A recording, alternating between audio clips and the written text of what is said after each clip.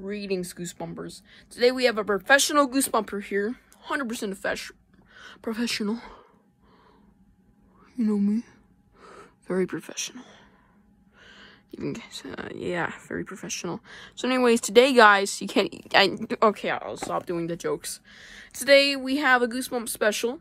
This was saved for Goosebump. I was actually going to do this a long time ago. If you're like, Goosebump what? I did a countdown for Goosebump, and this is a Goosebump special. It is Goosebump. It is the 30th anniversary of Goosebump. Oh, Goosebumps. Sorry, I'm stupid. I'm a little cuckoo in here. Spend one day with me and you'll figure out the cuckoo-ness when I'm not on camera and the weirdness when I'm not on camera. Making some weird motions that you guys can't see. Anyways, today we're doing Welcome to Dead House book review. So as I said, this was saved for Goosebump. I was gonna do it like a long time ago, back in like November. So it's been about almost a year. After Halloween, I'm like, I should do something since my biggest video I've been waiting to do for the whole year is done. I mean, my next big video is either a vlog at my cabin, might do a video or a short at my cabin. Because I'm actually gonna go up to my family cabin. I might do a few shorts of a few things I might want to show about my vacation. It's not gonna be Goosebump themed, so if y'all don't really want to see, that's fine.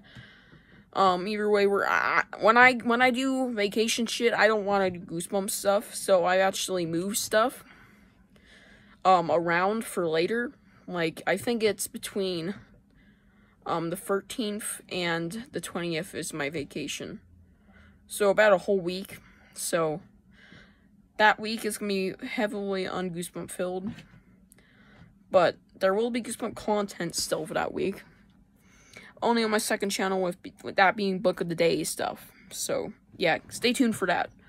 And I have every video up to October planned, so that's pretty interesting. And, actually, no, I have every video, shorts related ever, planned. Every single one of them written down, well, typed down, so just thought I'd say that. And, anyways, my other next big video besides this is a big video I've been wanting to do, because this is the first Goosebump book, guys. It's, my birthday haul video, and then next one after that, Halloween special, which is probably gonna be the same thing as last year. I might spice it up a bit. And also, Christmas haul up right after that soon. Either way, let's just get on with this review. It's only gonna be a 6-minute review, so I thought I'd just do some filler. Anyways, let's get started. So the way this is gonna work is like horror game review, only we're not gonna explain every little thing about the book. We're not gonna go through and go like, oh, yeah, so it went, okay, the beginning stuff could start off like this, and then, yeah, oh, there was this little part. Now we're just gonna name all the parts that I favorite, but I really like. So, and it's not ordered. Not in any specific order. So, let's start off with the ending. Good ending. I must say, for the first Goosebump book, I think Stein nailed the ending. I gotta say, it's not as good as some other books, of course. It's the first book. It's not gonna be a masterpiece. Even though I look at it as a great, like, what's the word? A great example in Goosebumps. It's a great example, but it's still, I think the ending, it just nailed it. Another thing about the book is the characters. Amanda and Josh, yeah. The characters, Amanda and Josh, specifically Amanda, since I'm pretty sure she's the main character.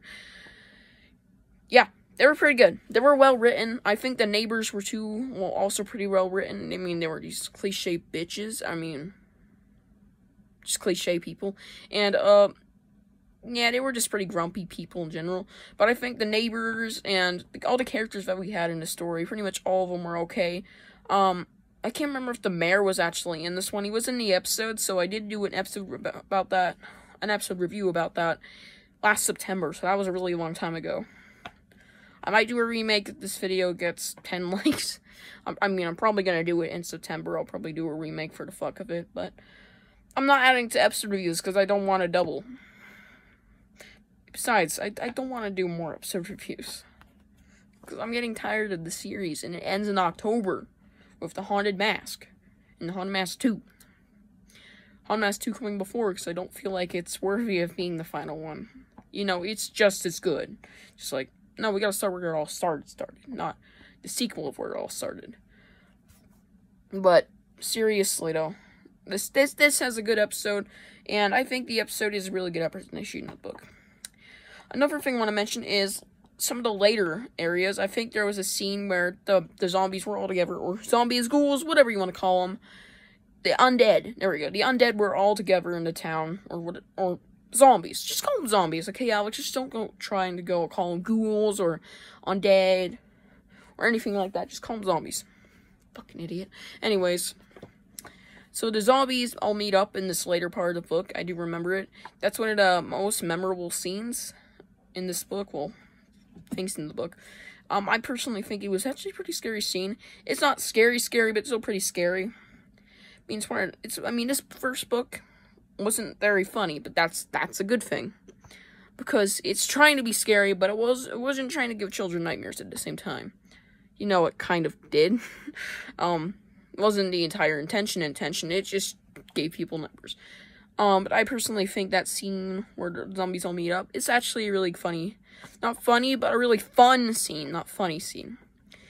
And I can't wait for you, if you're reading the book, since this is going to have minor spoilers talking about scenes, since I think we all know the plot of, the book, Welcome to Dead House. I mean, I think we know the plot. I mean, I think we know a few things.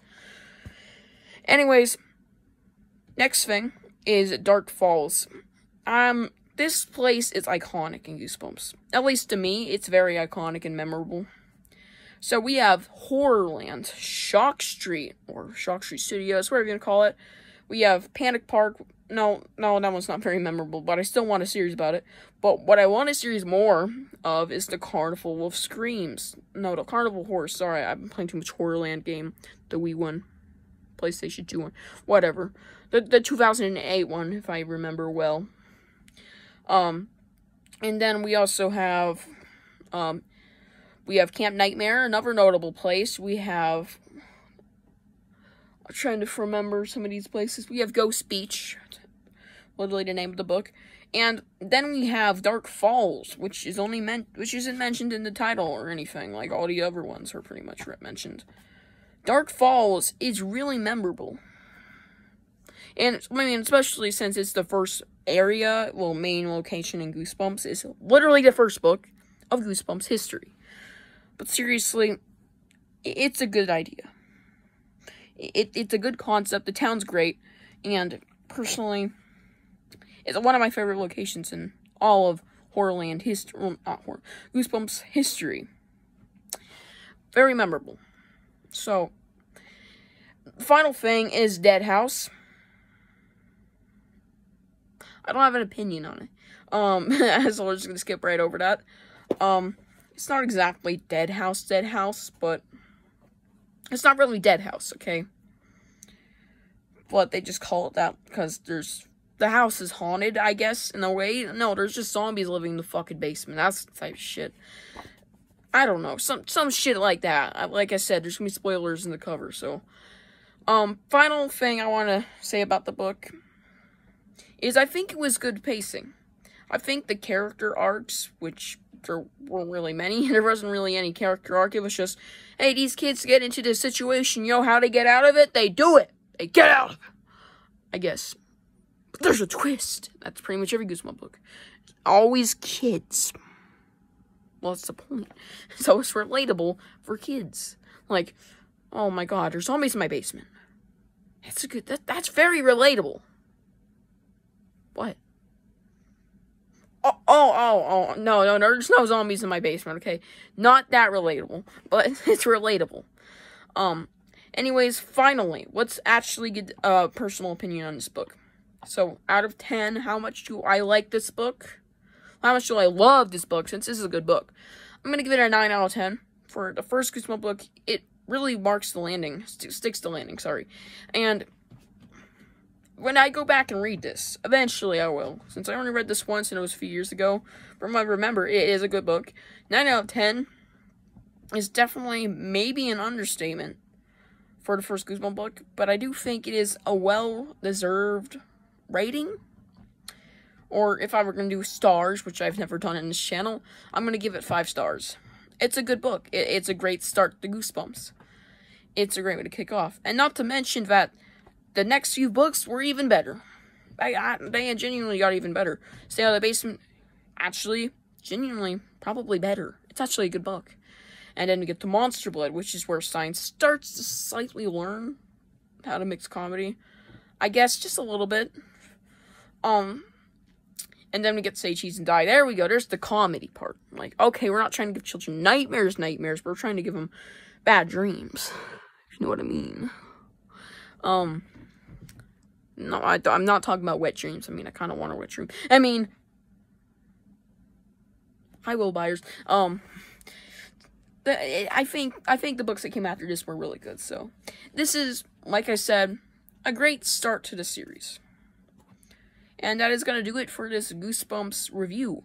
One final announcement. I have bought 2 things off eBay, though they're not very the most interesting things. One of them will be noticeable in my collection, I guess. I don't know where I'm putting it yet. Oh, never mind, found the spot. It's paper flat. I'm just joking. Actually, it is literally paper. I mean, but we have a paperback book coming. Yes, we have a book. It's a Goosebumps book. Everything I buy is Goosebumps besides stuff for my brother or stuff that's unrelated to Goosebumps because I want to get stuff for me. Like, the last time I bought something Garfield was about a year ago. Because I'm just focusing on Goosebumps for dummies. Anyways, I hope y'all enjoyed this video. I'll see you guys in the next one. Probably later, since I'm a little behind. I'm kind of lazy today. Today was my little cheat day, I guess, where I can spend most time doing this. I'm going to pre-record a few videos tonight. Probably my next episode review, Don't Go to Sleep. And, yeah, we'll see you guys in the next one. Bye.